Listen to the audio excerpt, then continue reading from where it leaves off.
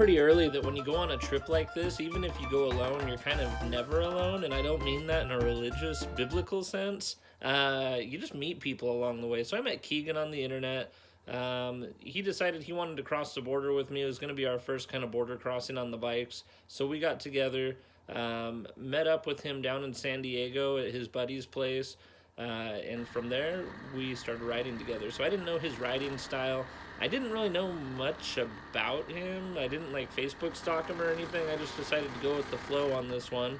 Um, so he had his KLR, kind of his first bike, I think. I wasn't sure if he'd be good at riding or, the kind of guy that rips and then, wrecks or what. So I kind of just went with it, man. He was cool. I could tell from the get-go, just a super nice guy. So we rode, got out of San Diego. It was a nice ride, just leaving paradise to go on this adventure. Really set the tone for the adventure. It was nice. The border crossing, super easy going into Mexico. You do have to do a lot of paperwork. But when you get into Tijuana, everybody's so scared about Tijuana. Tijuana, you go around it. I mean, look, there's a fence right there. I don't think that we were anywhere near even people in Tijuana. It's just this highway, and you just rip around the outside of Tijuana, and you keep going and moving. And so, I don't know, Tijuana was kind of an afterthought. Headed to Ensenada. The whole time we were kind of looking for places to pull over and get insurance for Keegan's bike because he hadn't bought it yet. I got mine online beforehand, so if you have questions on insurance, just hit me up. Gas stations there are run by the government, which is kind of a funny thing. Not corrupt at all, I promise. But we just kept going and made our way through these kind of landing strip cities. The whole city is just this straight line. You don't know if people live there or not. Some of them have fabricas, some of them don't, or warehouses and manufacturing plants. But they have schools, maybe a restaurant or two. This is one of the bigger versions of one of these landing strip towns, and you kind of go through them hoping, hey, hopefully this guy's got a gas station in his fabrica or in his landing strip town, and you keep going. These things are repeated all over the country, though, or all over Baja. So these are my first pesos. I've never had pesos before. This is where we pulled for lunch. First lunch together. It was good, though. He ate my fries, but it was good food. The Cactus Hotel, very nice, very awesome, great place for your first night in Mexico. Hi. So, made it to Mexico. Day one. Got here. This is the hotel, the Cactus Hotel. Let me see if I can show you around. So, first time in Mexico, I met a guy named Keegan. We'll see him in a minute. He's from San Francisco, and we're traveling Baja together, so it'll be pretty fun. Anyway, check it out. Pretty sweet. I haven't looked back here to see what's living in the great beyond. No, it's pretty nice, man. $34 a night. It's nice. All right, so there's your update. So, grabbed food at Mama Espinosa's next door. Great food. So stay at the Cactus, go to Mama Espinosa's, get the tacos, or I got the combo. This combo plate was amazing. A little expensive, but this is where the Baja guys all go after the race. Met these guys in the morning on our way out the next day, on our way to Mulegé. Awesome guys. Keegan and I decided it was time to take more pictures too. So we pulled over, started taking some more pictures. You can see it's just nothing out there. As you keep going south, you start going into the national park or the city park or whatever this is. It's protected land. And you see how much beauty there is in Baja. Like, this is what Baja looks like. And we were on the main road. Keegan didn't necessarily have any dirt background, and so we just kept to the roads. But you can see, like, it's awesome down there. Just giant cacti, just as far as you can see, boulders, swooping roads, just hills, and the roads weren't bad. They were a little bit rough, and every now and then you'd see that the roads would kind of wash out and it'd just be dirt and rocks. But in all honesty, it was awesome. And just look at this scenery as we're going along. Just giant cacti, giant boulders. It's all that you see. It's like going through Yellowstone. It feels so different when you're going through here.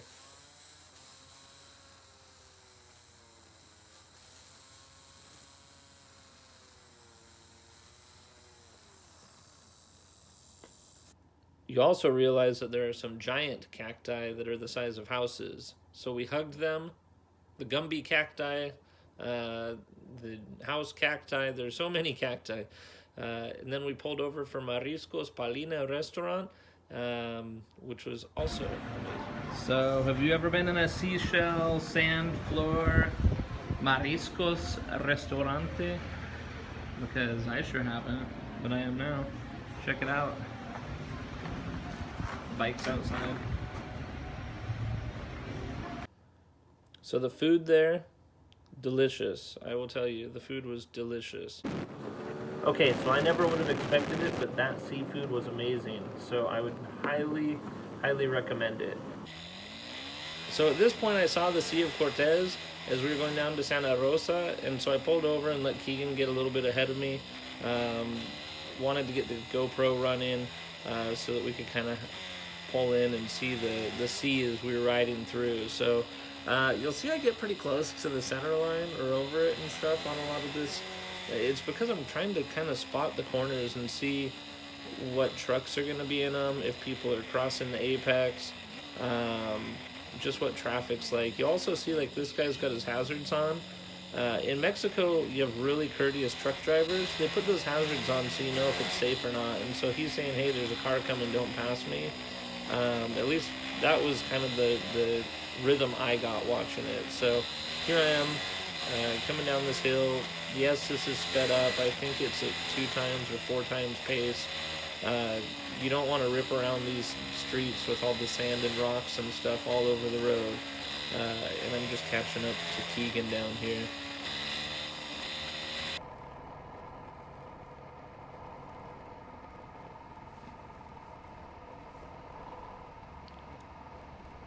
So follow this for a few more bends, and it eventually drops you right down to the ocean front. So really nice hills, clean, not a lot of people there, and it takes you in. You're going east at that point and hitting the Sea of Cortez. So right here, this is normal speed, so I bet that feels slow after everything else you've been watching.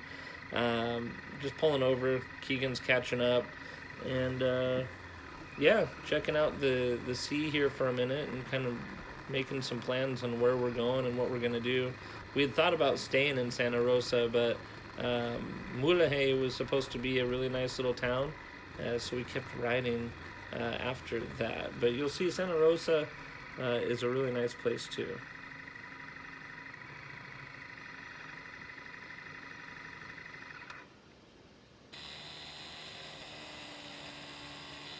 This part of the ride is just great. You know, you've got these nice hills on one side and the sea on the other. There's no traffic. It's not like riding through the states, you know.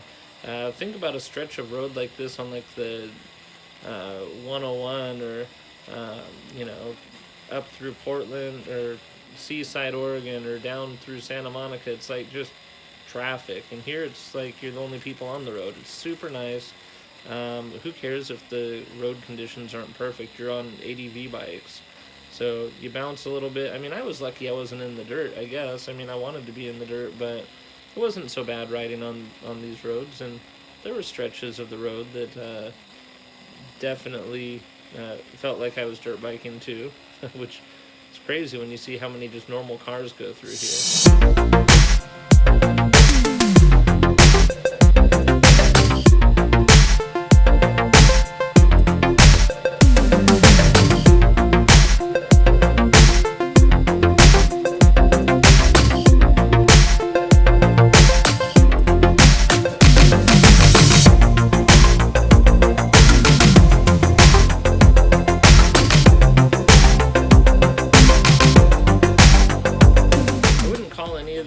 Really like sleepy towns that we're in. There's definitely people are doing daily working their daily lives. People are working, everybody's got their job. It's It's not like the movies, guys with like sombreros sleeping leaned up against their house or whatever. No, everybody's working. People are super friendly.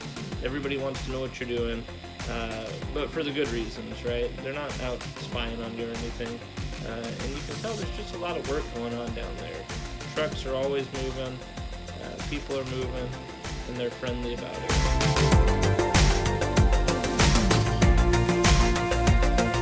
And you'll see that the screen goes black a couple of times in here, like just a second ago. That's me just cleaning the GoPro lens, because you get so much dust and bugs and stuff that you just don't know. I actually threw out a lot of the footage of the trip just because the screen was dirty and you couldn't really see that well, and it just killed the shots. And I'm not the best to maybe listen to. I know I don't sound that great, and my videos maybe aren't the most exciting, but believe me, this is better than looking at washed out screen and the way that affects the light and everything else. So this is just cooking through the little town on our way into Mulahe. Traffic there's no rhyme or reason to what people will do, how they drive, how they interact with you, what speeds they go. There are speed limits. Nothing is enforced that I could see. I never saw anybody in Baja doing any kind of speed checks or anything. You just take it at your pace, but if you're going down there and it's your first time, I'd recommend taking an easy pace, because once again, there are a lot of hazards in the road that can cause you some issues if you go through them at rocket speed.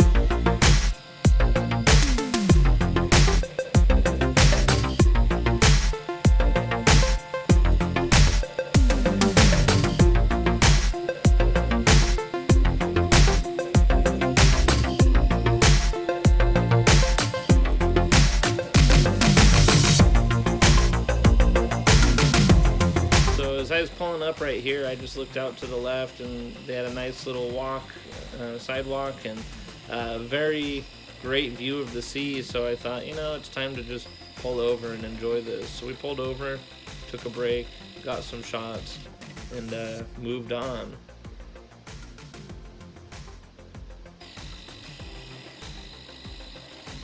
I don't know if riding on the sidewalk or not is illegal there, but kind of felt like they'd pick and choose what's illegal anyway, so I needed to get that photo. I took it.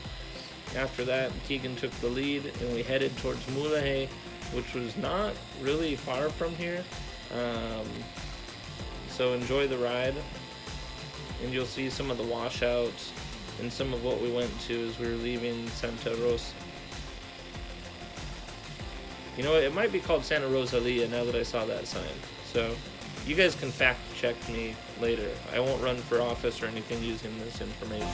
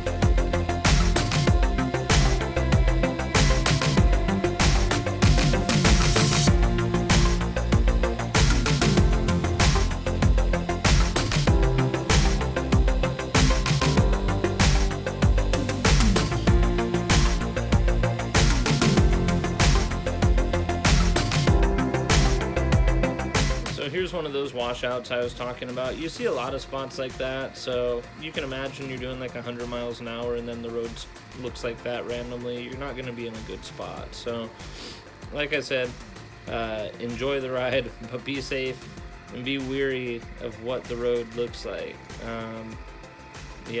Because sometimes there's road and sometimes there's not. And Guatemala is even worse, I promise. And once again, this is just regular speed, so I'm not slowed down or sped up. This is just kind of the speed you take it at. And obviously you can overtake all of the cars in those spots because the cars and trucks go a lot slower through the dirt than your dirt bike should. Estamos por el Hotel Mulieje, noche 2, bienvenidos. Llegamos hoy, estamos bien, todo salió bien. So I parked under that tree, and then Keegan told me there were birds, so I decided that it was time to move it. So this is the next day, heading out of Mulegé, beautiful little town. I don't know if they consider it one of the magic pueblos of Mexico, but it definitely has that feel, and kind of everybody knows everybody. And it goes right up to the beach, so if you were to go east from where we're riding, so turn around and do a U-turn, it takes you out to the beach. Nothing too scenic, but it is a nice little beach. I actually met some weird American lady that was living in like a trailer on the beach there. It was kind of weird. She was weird, but she was nice.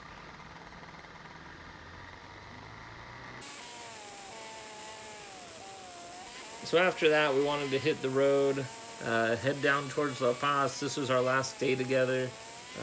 So we're just riding through, and look at that. Just islands in the sea. I don't know if it gets much better than that. I mean, Mexico has some really great stuff to see, but I love that right there.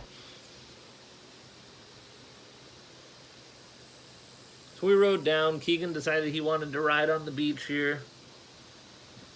Reminded me of Hawaiian beaches where they just like put sand on top of concrete, and people go out there and check it out. But it got soft after a minute. I bet they just got sick of people's cars, sinking in the beach because everybody wanted to drive on it. Or maybe it's really just a rocky beach. I have no idea. I could be wrong. I don't know that much about them. So we got some photos here. Talked. Keegan, if you're watching this, I still want the picture of me riding up and down this beach because that was a good photo. So I'd appreciate it. You know my email and my cell phone. And we headed out. As we kept going, we ran into there's like AutoZone. We needed to stop, and Keegan was looking for some tools or something. I was surprised to find an AutoZone in Baja, Mexico, but it was exactly the same as one in America, so we stopped there. We also stopped to get some drinks and a snack or something before lunch. And so we stopped in at this place and parked our bikes, went over, started having our stuff right here. This is where we parked outside this little bar. And while we're doing it, these like overlanding Americans like pulled up and decided they wanted to, bathe in the ocean right in front of everybody. So everybody got to watch these nasty guys, like guy and his girlfriend out on the beach naked cleaning. So when we got to La Paz, I got some great ceviche. Amazing ceviche. Message me, I'll get you the details for where that was. And then it's right around the corner from the hostel here where I dropped Keegan off. So Keegan stayed here. I headed to the boat, got my bike all tied down. This is inside the Baja ferry. Grabbed my free food because you get a free meal. It's pretty lackluster. I do recommend getting a cabin, though. You need to get a cabin. It's worth the money. You want it. I met this guy on the boat, and I actually let him stay in my cabin because he was going to sleep on a couch. So, whatever. I had 2 beds. I was only using one.